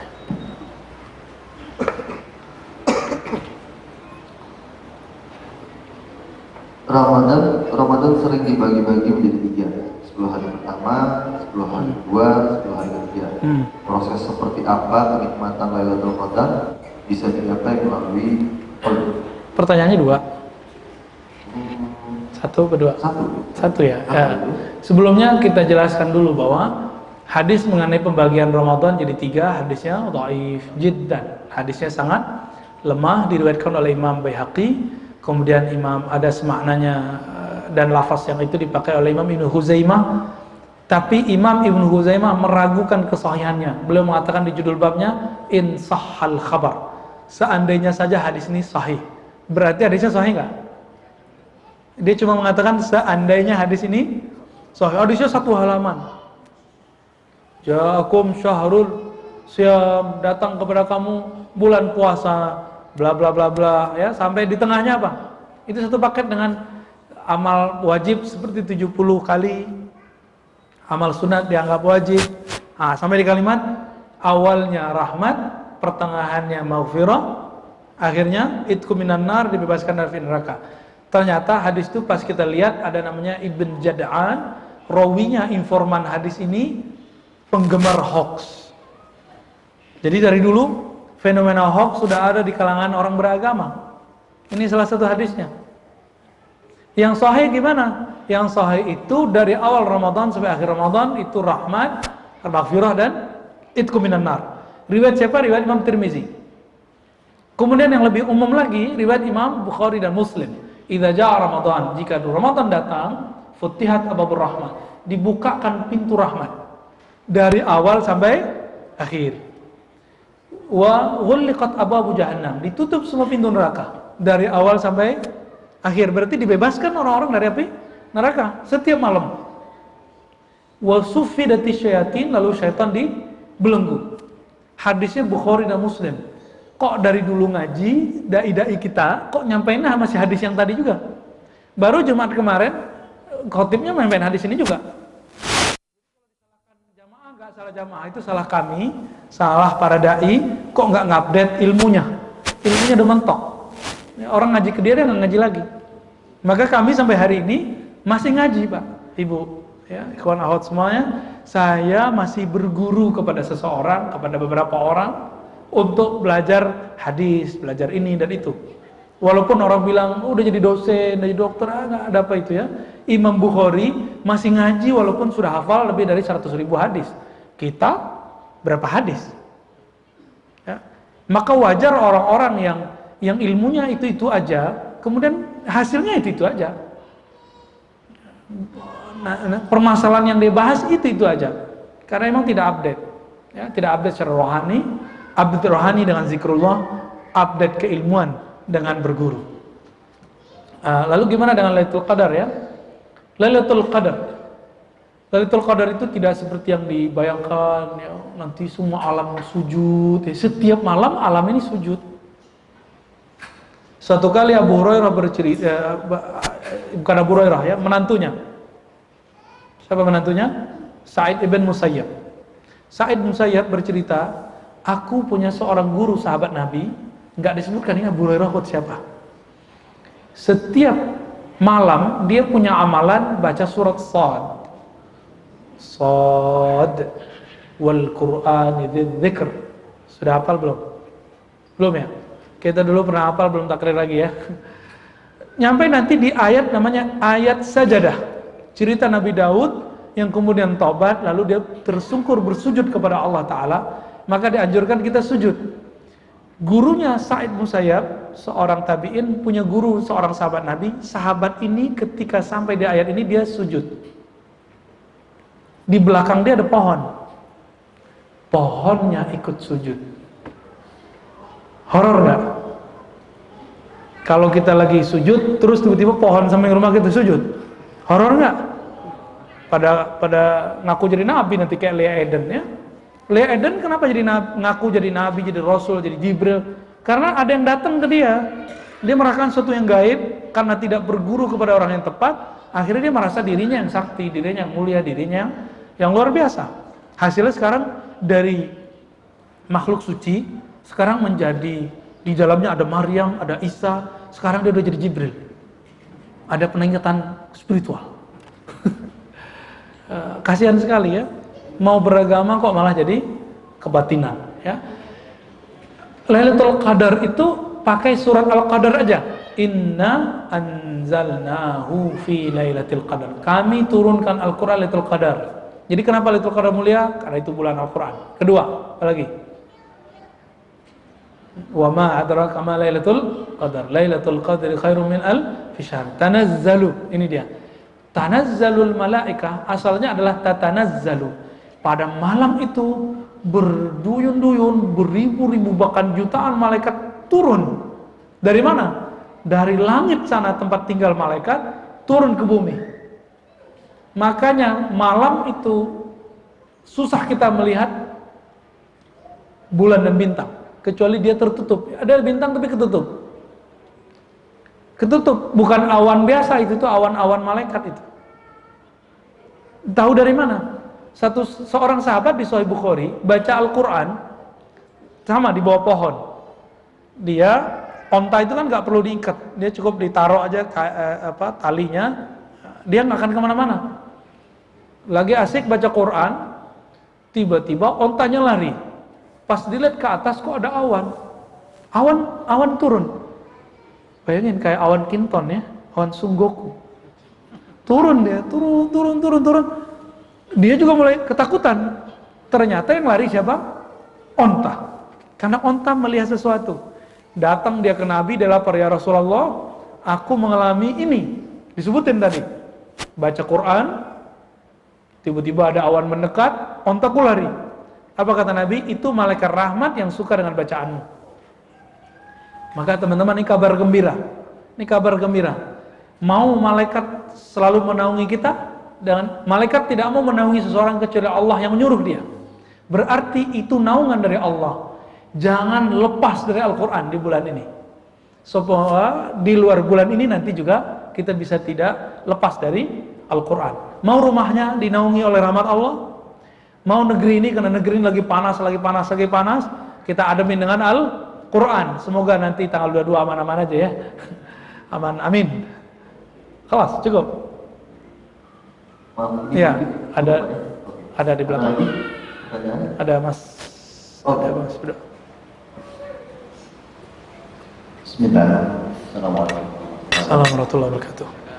Ustaz, ya, kaitan dengan kolom tadi saya tertarik. Apakah bagaimana mempertajam kondisi waktu? Apakah dengan kegiatan yang tadi sudah sebutkan siang, ya, sholat sedekah itu dengan bisa mempertajam kolom kita? Bagaimana mengkondisikan sehingga ketajaman kolom itu bisa berhasil hari demi hari atau tingkatan itu bagaimana kita mencapai mempertajam? Iya. Mohon penjelasan. Biar tangan itu berotot, kita lakukan apa tiap hari? Push up, fitness ya, workout ya. Wah, biar maksimal pakai trainer atau enggak? Pakai trainer. Yang nyoba sendiri nggak pakai trainer, keseleo, sakit-sakitan. Kalau pakai trainer, sakit-sakitan juga, tapi kita terstruktur. Dia kasih bertahap. Pegelnya nggak langsung brek, nggak langsung tiba-tiba kita tepar dan kapok. Kenapa kita kapok beramar berarti kolbu? Karena metode kita selalu dadakan tadi. Pengen langsung mempertajam kolbu, akhirnya malam ini zikir 70.000. Kan tepar semua nanti. Ya subuhnya lewat. Pas la ilaha illallah ke 70.000 ngantuk, lewat deh subuhnya. Kenapa? Karena tidak dibimbing. Tidak dibimbing. Perlu seorang murabbi, mursyid, ya. Pembimbing rohani, guide, ada guidance-nya, ada irsyadnya ya, ada bimbingannya. Seorang guru, dia apakah egois?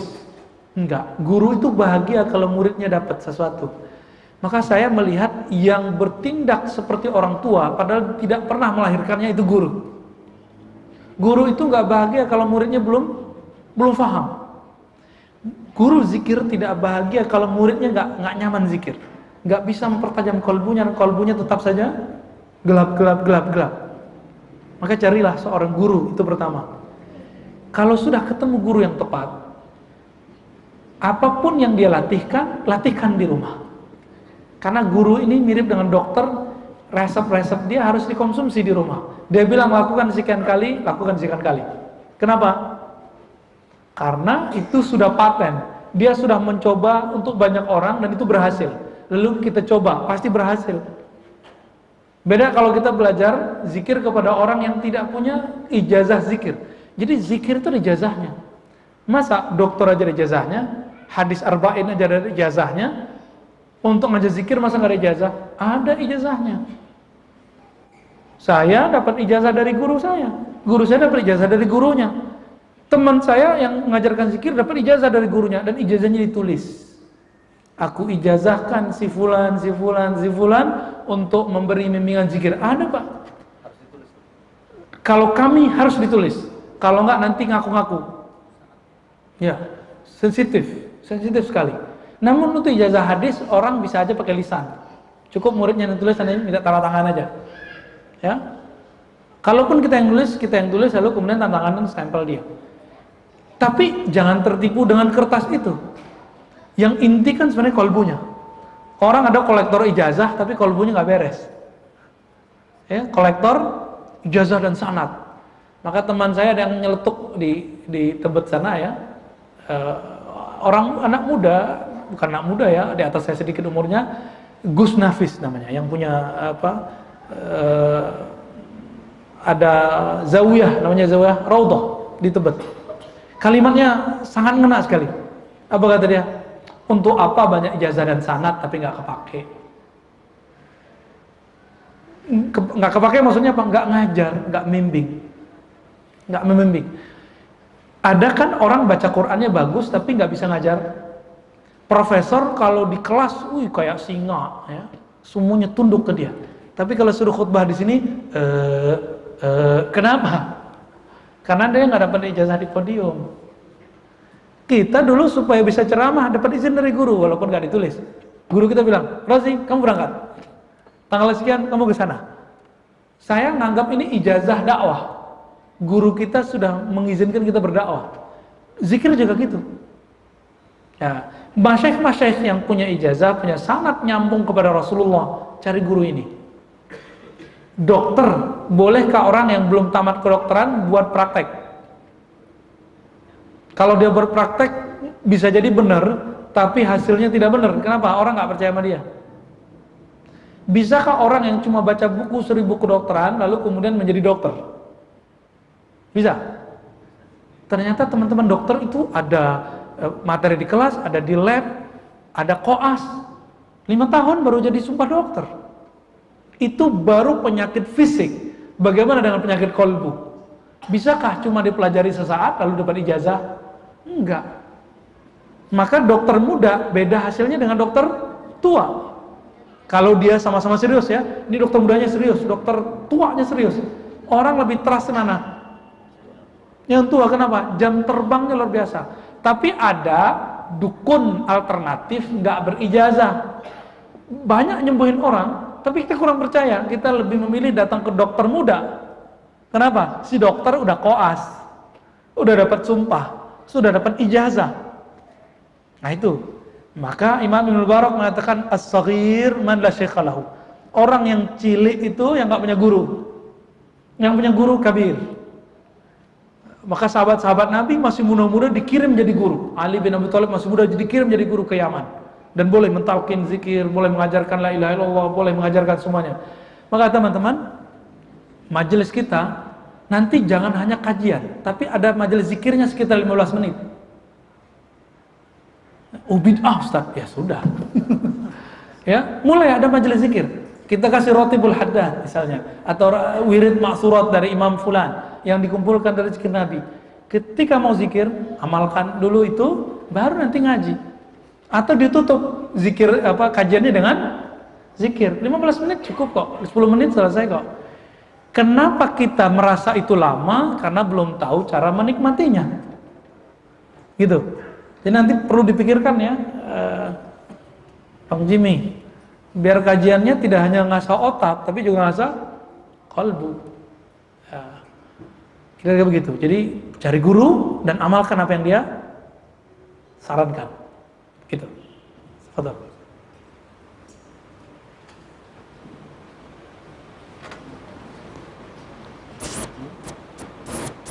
Terima kasih Ustaz atas kesempatannya. Saya Riko pengen bertanya dua hal. Yang pertama, apakah kalau kita selama bulan Ramadan membaca Al-Quran lewat HP itu bagus buat volume kita? Apa saya butuh penjelasan bagaimana supaya saya mau bisa beralih gitu ke Al-Quran, karena kalau baca Jabal saya agak susah membacanya, kalau di HP itu lebih mudah. Iya, iya. Yang kedua Ustaz, ini kaitannya dengan tadi pagi saya dapat cerita dari imam di tempat rumah saya. Beliau bercerita sudah hijrah 3 tahun. Nah, selama 3 tahun dia hijrah itu dia nganggur. Apakah ada kaitan? Jadi dia ada kesulitan ekonomi. Padahal dia di situ kita tinggal di sana, dia tinggal di rumah yang cukup elit Ustaz.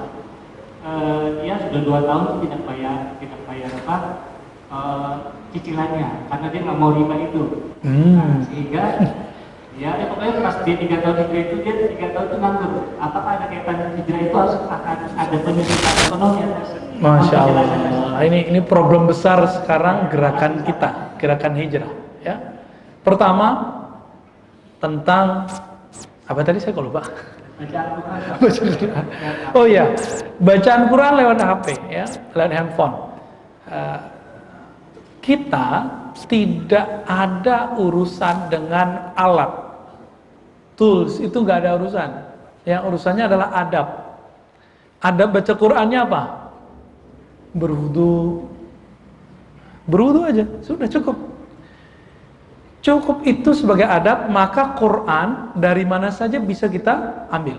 Perlu diketahui di zaman Nabi baca Quran tidak pakai handphone, apalagi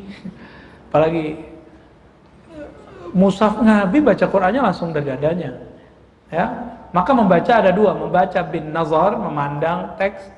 Teks itu terserah mau di kertas ataupun di handphone, ataupun membaca yang kedua bil ghaib. Bil ghaib itu teksnya nggak ada di depan kita, tapi kita baca.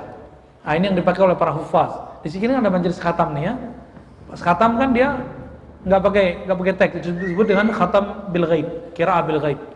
Nah, dalam hal ini Utsman kemudian buat inovasi bid'ah. Apa itu?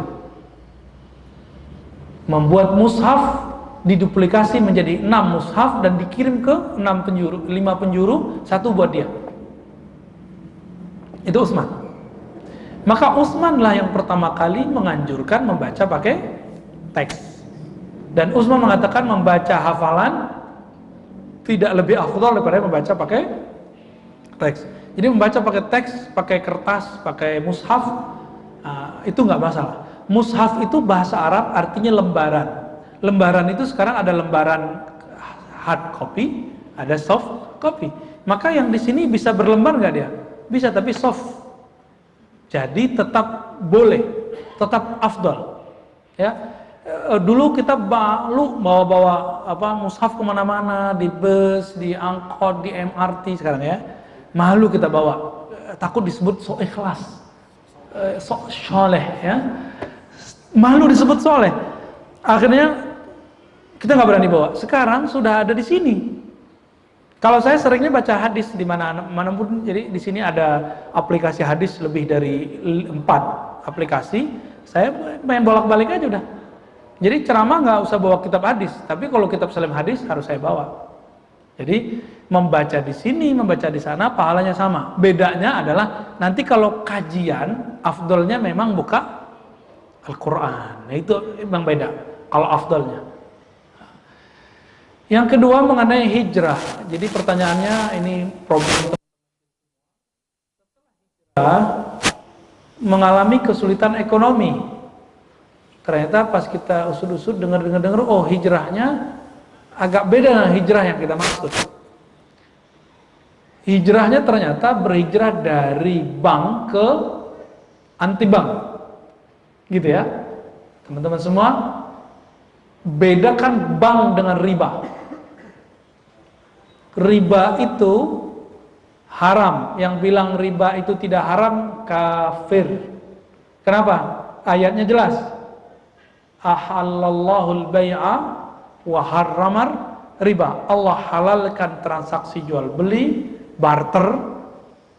Dulu barter, baik itu jual beli, barangnya ada ganti, tabadul, atau pakai nilai, pakai uang. Wa harramar riba, lalu mengharamkan riba. Maka siapapun yang berteori hari ini riba itu ada yang tidak haram, itu dia kafir. Pertanyaannya, apakah bunga bank itu riba? Itu pertanyaannya. Ya. Apakah bank itu sama dengan riba? Kalau bank sama dengan riba, antum kembali ke zaman barter. Hati-hati berfatwa. Nanti Allah hisab semuanya.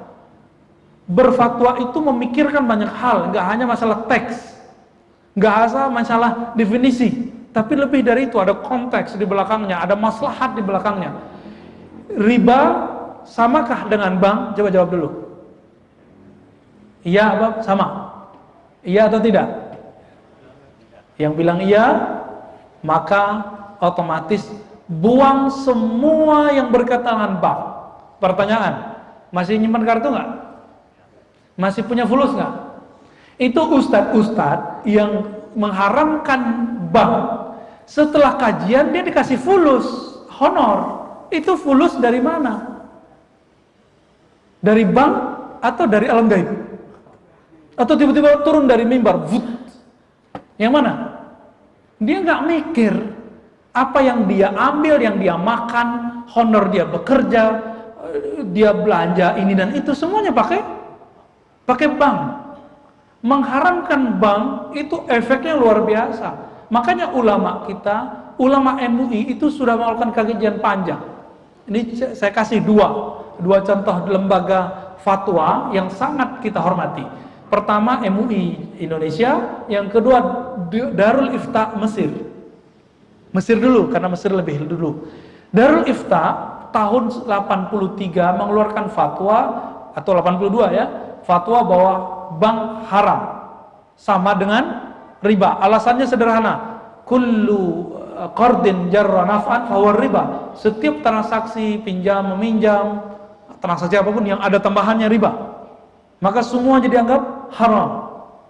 Yang haram semua. Tapi ternyata si Rois fatwa masih ngambil duit fulus. Maka itu dikaji. Ini butuh kajian. Nggak bisa main semangat doang ninggalin masalah ini. Ya, maka kita harus paradigma hijrah kita lurus, harus pas bener. Ya. Ketika tahun 2003, berapa tahun? 83 menjadi 2003, udah berapa tahun? 20 tahun.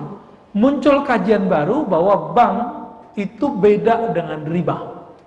Menurut siapa? Darul Ifta Mesir. Maka kemudian di Mesir bank konvensional itu dianggap syar'i. Tapi di Indonesia di tahun yang sama mengejutkan, keluar fatwa yang mengulang fatwa yang 83 bahwa bank konvensional haram. 83 Mesir udah fatwa begitu, Indonesia baru 2003. Di saat Mesir sudah merevisi fatwanya. Apakah ini pertanda MUI bodoh-bodoh? Enggak. MUI justru itu banyak hikmahnya. Setelah itu 2004 MUI mengeluarkan dan membuat satu lembaga yang luar biasa. Lembaga ini sakti sekali, diakui oleh OJK, BI, namanya DSN, Dewan Syariah Nasional. DSN ini kemudian menelurkan satu bank muamalat, lalu menjadilah sekarang kita kiri kanan ada bank syariah. Bahkan bank BCA yang bukan punya muslim itu sudah ada bank syariahnya. Di Inggris banyak bank-bank yang punya non muslim itu sudah punya syariahnya. Karena mereka menganggap ini lebih manusiawi, menguntungkan bank dan menguntungkan nasabah. Coba lihat, kalau seandainya ini jelas, tidak mungkin ada perbedaan fatwa. Pintaran kita apa ulama? Pintaran kita apa ulama Darul Ifta Mesir? Pintaran kita apa ulama MUI? Pintaran mereka memang kerjaannya itu tiap hari. Darul Ifta Mesir lebih keren lagi, mereka punya sekolah fatwa. Kalau MUI kita, ini catatan ya, MUI kita itu ngambil dari ormas-ormas orang-orang terbaik dalam tanda kutip. Tanda kutipnya cari sendiri ya. Kalau di Mesir, bukan. Darul Ifta itu terpisah dari Al-Azhar. Darul Ifta itu orangnya disekolahkan, ada daurahnya. Ada tingkatan 1, tingkatan 2, terus sampai kemudian dapat ijazah, dapat izin berfatwa. Dilatih. Maka Darul Ifta sangat independen dan tidak terkait dengan politik tertentu di Mesir. Ya. Nah, berdasarkan ini, coba, jadi yang hijrah itu pasti bawa berkah. Tidak mungkin hijrah itu bikin salah kaprah, malah bikin jadi bangkrut kan? Kan lucu, si ustadz itu ngomong apa? Kalau nanti bank nagih kamu, minta surat ke MUI, surat apa? Surat keterangan. Mana ada begitu? MUI itu nggak punya taring untuk berhadapan dengan bank. MUI itu siapa yang percaya ambil, tapi DSN itu di bawah MUI. Nah, inilah anehnya, suruh minta surat ke MUI, padahal MUI sudah punya lembaga DSN. Kalau kembali ke DSN wajib itu bayar. Nggak bisa pakai ayat falahu ma salaf, maka bagi dia yang terdahulu yang terdahulu biar berlalu, enggak bisa. Karena transaksinya sahih. Yang salah itu nanti di bunga-bunganya. Transaksinya sahih. Bunga itu tidak semuanya riba, tapi sebagian bunga adalah riba. Nah, ini saya mau masuk nih kelas di Pascasarjana Institut Ilmu Al-Quran IIKI. Mahasiswa kita S3 ada yang emang praktisi bank. Dia nggak pernah nabung di bank konven. Dia hanya di bank syariah. Saya tanya secara detail, menurut kamu bank syariah itu udah syar'i belum? Belum Ustaz, tapi sudah mendekati syar'i. Terus apa lagi? Pertanyaan berikut, apakah bank konvensional itu benar-benar tidak syar'i semua? Atau masih ada yang syar'i di dalamnya? Oh, masih ada yang syar'i Ustaz. Cuma kalau kita mau tidak ragu-ragu, ambil bank syariah. Kenapa syariah jelas, tasarrufnya jelas. Dia mengelolanya pasti pada hal-hal yang haram, yang halal. Sedangkan bank konven, walaupun banyak yang halal, pasti ada 1, 2, 3, 4, 5 itu tidak halal. Diperdebatkan, misalnya kayak investasi untuk khamar. Ya, walaupun nggak banyak kan, cuma beberapa, tapi itu kemudian muncul. Kebanyakan infrastruktur.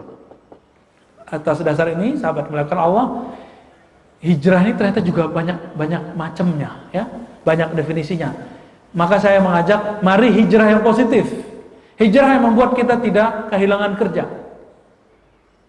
Hijrah yang membuat kita tidak kehilangan masa depan dan tidak kemudian menjadi makhluk alien, makhluk terpisah dari semua orang. Enggak. Islam itu agama gaul, rahmatan lil alamin kan enggak, rahmat bagi semua orang. Maka Islam itu bukan bikin orang kuper, jauh dari orang-orang, menyendiri, enggak mau lagi bayar cicilan rumah. Ya, itu suka-suka aja. Kayaknya teman-teman itu punya konsep syar'i itu kalau nguntungin dia, kalau nggak nguntungin dia nggak syar'i.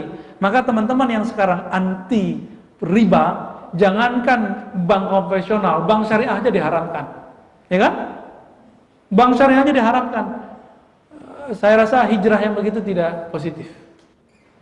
Nanti mereka buat bank-bank baru, nanti ada orang-orang yang kaya berduit, nanti orang minjam ke dia. Ini lebih berisiko. Alasan terakhir, kenapa bank beda dengan riba? Bank itu di zaman Nabi ada nggak? Ada? Serius nih. Ngapain kita di bank? Mungkin nggak antum punya tabungan 1M terus simpan di rumah, aman nggak? Aman? Enggak. Kalau disimpan di mana? Di bank aman nggak? Pertanyaannya, di zaman Nabi adakah lembaga tempat penyimpanan duit? Oleh karena itu, riba di zaman Nabi tidak sama dengan bank di zaman ini.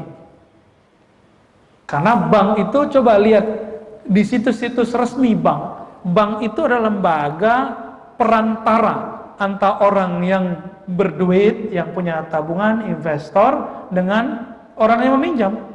Jadi dia penengah. Kalau riba gimana? Riba itu cuma peminjam dan yang meminjam. Cuma dua. Maka konsep riba dengan bank itu sudah beda.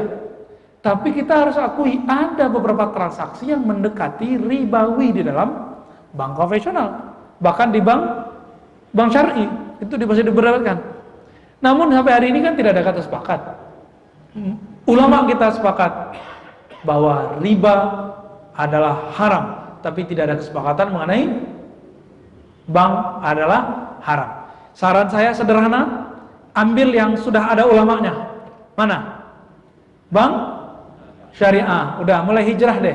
Jadi hijrahnya bukan ninggalin bank, tapi beralih ke bank yang lebih syar'i. Karena ada ulamanya. Sudah teruji berpuluh-puluh tahun di luar sana bahwa bank itu bisa nyimpan. Kemudian bank konvensional sudah belasan ini. Dan itu teruji. Kenapa ngikut gerakan hijrah yang tidak teruji itu? Ikut gerakan hijrah yang sudah teruji. Dulu awal-awal tahun 2005 itu ramai gerakan hijrah dari bank konvensional ke bank. Bukan ada berita-beritanya, ya masih ada kok. Mari hijrah. Itu hijrah yang positif. Ya, gitu Mas. Ajak dia imamnya dialog. Jangan-jangan Anda salah hijrah gitu. Kira-kira begitu. Sudah jam 2? Cukup? Ya, baik, cukup. Cukup ya. Sebelum kita tutup, ada beberapa pengumuman yang masih ada. Ya, tafadhol. Pengumuman pertama, insya Allah untuk